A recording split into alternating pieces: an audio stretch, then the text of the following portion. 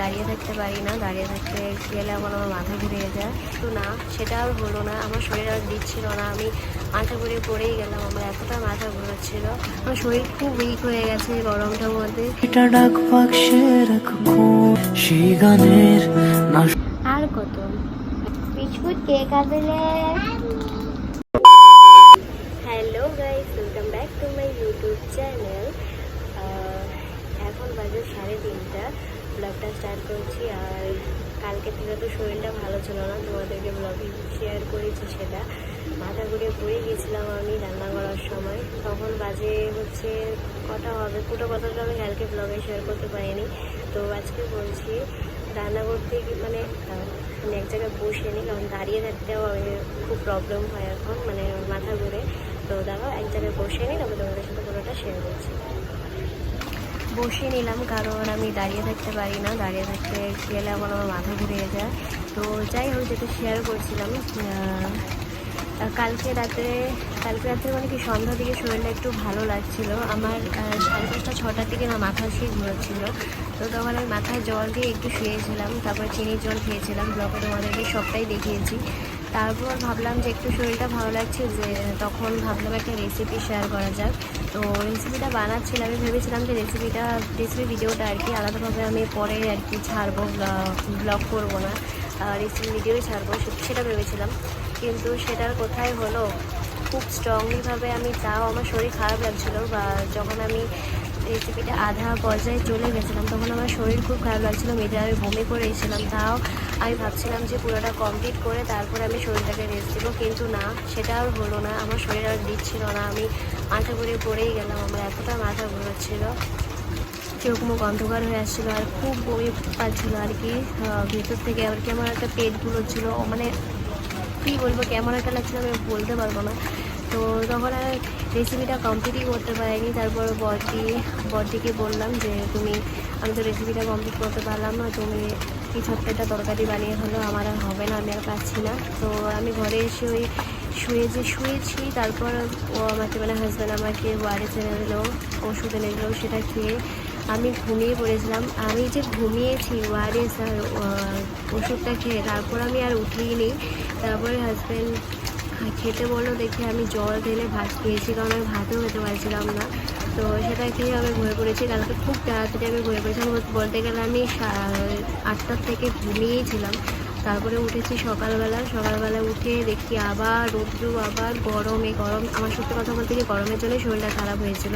তো এই গরমের জন্য আবার শরীর খারাপ, এই রৌদ্র কী বলবো, এই রৌদ্রটা আরও, মানে কালকে যেহেতু ওষুধটা খাওয়ার পর একটু ভালো লাগছিলো, ভোরবেলার দিকে ভালো লাগছিলো, কিন্তু আবার যখন এই রৌদ্র গরম মানে ফিল করছিলাম, তখন আরও মানে শরীর আরও খারাপ লাগছিলো সকাল দিকে।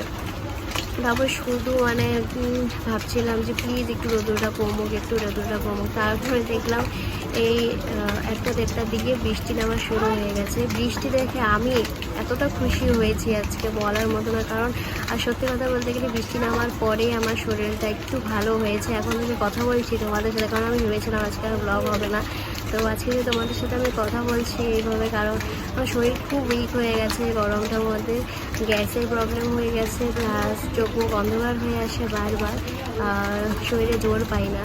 তো বৃষ্টিটা হওয়ার পরে শরীরটা সত্যি খুব ভালো লাগছে। আর বৃষ্টির ভিডিও আমি করে রেখেছি, তো সেটা তোমাদের সাথে আমি শেয়ার করব। তো চলো সেটা আগে দেখে নাও তোমরা, তারপর তোমাদের সাথে আবার কথা বলছি আমি। সকাল থেকেই অনেক রৌদ্র ছিল, কিন্তু হঠাৎ করে দেখলাম এই দুপুর 2টোর দিকে বৃষ্টি শুরু হয়ে গেছে। দেখে মনটা এত খুশি হয়েছিল যে চলেই গেলাম বৃষ্টিতে ভিজতে, কারণ সত্যি বৃষ্টি দেখে মনটা খুব খুশি হয়ে গেছিল। তোমাকে না লেখা চিঠিটা ডাক বাক্সে রাখো কোণে, সাদা খামের না লেখা নাম এঁকেছে তার গানে। তোমাকে না লেখা চিঠিটা ডাক বাক্সে রাখো কোণে, সাদা খামের না লেখা নাম এঁকেছে তার গানে। সেই চিঠি যত লেখা থাকে একা একা, সেই গানের না শোনা সুর আঁকা একা একা, ছুঁয়ে যায় তবু কখন এসে যদি বলি সে সবই তোমারই, একা চিঠি একা। দেখে নিলে তোমরা আমি এতটা হ্যাপি হয়েছি বৃষ্টি যখন পড়েছে। আমি বৃষ্টিতে লিটারালি আমি অনেকক্ষণ ভিজেছি আজকে, আর এইভাবে জাস্ট এইভাবে ছিলাম আমি বৃষ্টির সামনে, আর এতটা শান্তি পেয়েছি, মনে হয়েছে যে 1-1.5 বছর পরে বোধহয় আমি এতটা শান্তি পেলাম বৃষ্টি পেয়ে। এতটা মানে কি বলবো, শরীর খারাপ লাগছিল ফট করে, আর গরমের মধ্যে থাকতে পারছিলাম না। তো যখন এই বৃষ্টিটা পড়লো তখন সত্যি মানে কি বলবো, আমার সত্যি শরীর আমার ভালো হয়ে গেছে বৃষ্টি পড়ার। ওষুধটা যতটা না কাম করেছে আমার শরীরে, এই বৃষ্টিটা এতটা কাম করেছে। এখনও বৃষ্টি পড়ছে ঘুরি ঘুরি, ওরকম জোরে জোরে বৃষ্টি পড়ছে না, যদিও তাও ঘুরি ঘুরি বৃষ্টি পড়ছে। আর এখন আমার শরীর ওইভাবে ভালো করে ঠিক হয়নি, ঠিক করে বেশিক্ষণ দাঁড়িয়ে থাকতে পারি না। যেমন দাঁড়িয়ে দাঁড়িয়ে কথা বলছি, আমার শরীরটা খারাপ লাগছে। তো আমি এখনও ভাত খাইনি, ভাত খাবো। হ্যাঁ, সকালে একটু করে জাস্ট একটু, যেহেতু আমি রাত্রেবেলা ওরকমভাবে আমার ভাত খাওয়া হয়নি কালকে রাত্রে, তো সেই জন্য সকালবেলা একটু করে এতটুকু করে ভাত খেয়েছিলাম। তো সেটা অনেক আগে খেয়েছিলাম, তখন খিদে পেয়েছে, 3:45 বাজবে। আর তো একটু করে এখন ভাত খাবো। তো আবার তোমাদের সাথে আমি শেয়ার করবো যে কী কী রান্না হয়েছে। আমি তো আজকে রান্না করিনি, বড়দি করেছে, কারণ শরীরে আমি নিজেই দাঁড়িয়ে থাকতে পারছি না, রান্না কী করবো। তো এমনি ঘরে যাবতীয় কাজ করেছি, কিন্তু রান্নার দিকে যাইনি, কারণ এই যখন রান্নার পর্ব চলছিল তখন অনেক রৌদ্র ছিল, তখন বৃষ্টি ছিল না। তো এই জন্য রান্নাঘরে যেতে পারিনি। যদি বৃষ্টি থাকতো তাও রান্নাটা আমি করতে পারতাম, কিন্তু যেহেতু বৃষ্টি ছিল না, অনেক গরম ছিল, অনেক রৌদ্র ছিল, সেজন্য রান্নার দিকে যেতে পারিনি, কারণ আগুনের সামনে গেলে আমি আবার মাথা ঘুরিয়ে পড়ে যাবো কালকের মতো। তো সেজন্য যাইনি। তো চলো, যখন ভাতটা খাবো তখন তোমাদের সাথে শেয়ার করবো যে কী কী রান্না হয়েছে। চলো, ততক্ষণে চলো তোমাদেরকে টাটা। আর হ্যাঁ, এখন ভাতটা খাবো না, একটু জাস্ট আমি একটু এখন রেস্ট করবো, কারণ শরীরটা কথা বলছি তো শরীরটা খারাপ লাগছে। তো একটু 5 মিনিট রেস্ট করে তারপর ভাত খাবো। চলো, ততক্ষণের জন্য তোমাদেরকে টাটা। বাইরে এসেছিলাম অল্প, বৃষ্টিটা হালকা হালকা কমে গেছে, কিন্তু মেঘলা মেঘলা আছে। বৃষ্টি না থাকুক, কিন্তু মেঘলা মেঘলা থাকুক, তাও শান্তি। তো হ্যাঁ, তোমাদেরকে একটু ওয়েদারটা এখন আমি দেখাচ্ছি আপাতত, কারণ এখন 4টা বাজে। তো ওয়েদারটা দেখিয়ে দিই, তারপর আমি ভাত খেতে যাবো। তো তারপর ওয়েদারটাকে দেখালাম। এই যে আপাতত ওয়েদারটা এখন এরকম, বৃষ্টিটা কমে গেছে, হালকা হালকা গুড়ি গুড়ি বৃষ্টি পড়ছে। দেখো ওখানে কতগুলো পাখি দেখতে পাচ্ছ। তো চলো এখন ঘরে যাই, ঘরে গিয়ে ভাতটা বাড়ি, দেন তোমাদের সাথে শেয়ার করছি কী কী রান্না হয়েছে। চলো, টাটা। তো এই যে ছোট্ট থালি অল্প করে ভাত নিয়েছি, কারণ বেশি আমি খেতে পারবো না। তো এই যে এখানে আলু আর মিষ্টি কুমড়ো আর সয়াবিন দিয়ে বানানো হয়েছে তরকারি, আর এটা হচ্ছে বেসিক্যালি মশলা দিয়ে বেগুন। এটা কালকেও হয়েছিল, আজকেও হয়েছে দুপুরের জন্য। তো এই যে দেখানো, এখন চলো খেয়ে নিই, তারপর তোমাদের সাথে পরে কথা হচ্ছে। এখন সন্ধ্যা হয়ে গেছে গাইস, আর সন্ধ্যা দিলাম, বৃষ্টি এখন কমে গেছে। আর কত, এতদিন পরে বৃষ্টি দিল। হাত চুল করছে আমার, এই যে এখানে গোটা হয়ে গেছে, আমি দেখাচ্ছিলাম তোমাদেরকে। এই যে এখানটাতে, আরে ফোকাস করবে, এই যে এখানটাতে হাত চুল করছে, গোটা গোটা হয়ে গেছে, জানি না কেন। এই যেখানে লাল লাল দেখতে পাচ্ছ, এখানে চুল করছে। এখন আমি একটা বিস্কিটের প্যাকেট খুলবো, কারণ আমার খিদা পেয়েছে। তো এই যে কটকটি বিস্কুট। শোনো, শোনাও, দেখো শোনাবে বিস্কুট কে খাবে?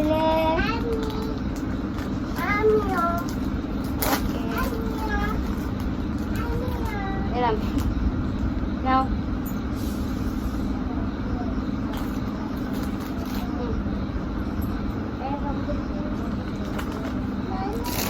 আরে ভালো খারাপ কিছু না, দুজনকে সমান দিয়েছি।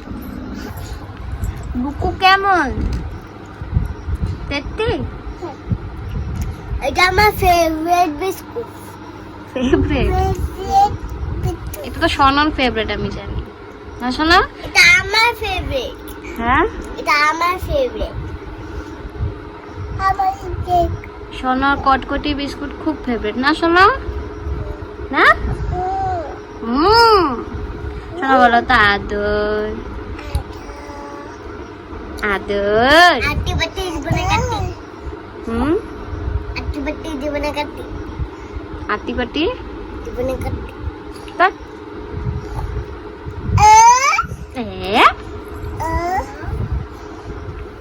আমার কোলে কে বুঝবে? আমি তুমি বুঝবা? আমি আমি আমি আমি আমি আমি কোলে আমি কোলে আচ্ছা তুমি এই সাইডে বসো, এই সাইডে। এটা হ্যাঁ এটা বইছি এখানে বসো, এই যে এইখানটাতে বসো। দিদি এখানে বসুক। হ্যাঁ শোনো শোনো, যাতো যাও না, না না, জিদ করে, ও জিদ করে। কে কে আমার মতো এইভাবে জলে ভিজিয়ে বিস্কুট খেতে খুব ভালোবাসো? আর আমি তো খুব ভালোবাসি, চা যেহেতু খাই না, তো এই জন্য জলে বিস্কুট ভিজে আর খাই। আর এই বিস্কুটটা জলে ভিজে খেতে তো খুবই ভালো লাগে, কারণ এটা গলে যায় না সহজে। এদের কাণ্ড দেখো, বক্স নিয়ে এসছে, এখন নাকি এদেরকে গান চালিয়ে দিতে হবে, এরা ডান্স করবে। এই যে নাচি কি, এদিকে এদিকে, কি করবি কি করবি দেখা, নাচি। হায় রে, প্রায় 1.5 ঘন্টা ডান্স করার পরে এর অবস্থা। আর আমাকেও ডান্স করিয়েছে, তাই না? শোনো কই, শোনো। কাকা তুমি কেমন করে গিয়েছে ওকে এই টকো বুড়িও 1.5 ঘন্টা ডান্স করেছে, উল্টিয়ে উল্টিয়ে। শোনো, ডান্স করতে করতে পড়ে যায় খালি, তাই না? আর তোকে ধরে ধরে মারে একটু ধরে ধরে। শোনো, এমন করে আছে, এমন করে আছে, এমন করে আছে। আমাকে সেই ডান্স করাইছিস তোরা দুইটা মিলা গরমটা মলে। এখন আমার একটু শরীরটা ভালো লাগছে। হ্যাঁ বাই কি ওজনে তো ডান্স করেছি সেকেন্ড নাম্বার কি বললা? ঠিক ঠিক ঠিক নাম্বার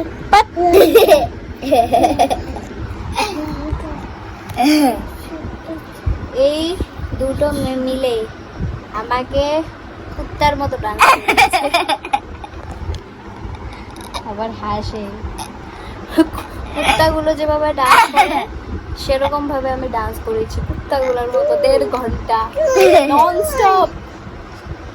কুত্তা তো এমন এমন করে সে ডান্স করে কোনো তো আর তুমি তো দাদা ডান্স করছো আমি দাঁড়া ডান্স করছি। হ্যাঁ হ্যাঁ কি বললে? গান আর নাই গান, গান বন্ধ করে দিয়েছি। 1.5 ঘন্টা গান চলছে, আর কত? নাচি তারপর এই যে রান্না বান্নার দিকে চলে গিয়েছিলাম। মোটামুটি সবাই তো আলুর চপ বানাতে জানোই, তো আমি আজকে আলুর চপই বানাচ্ছি, কিন্তু একটু অন্যরকম ভাবে। মাছের শেপ দিয়ে, যে দেখতে পাচ্ছ মাছের শেপ দিয়েছি আমি এগুলোকে।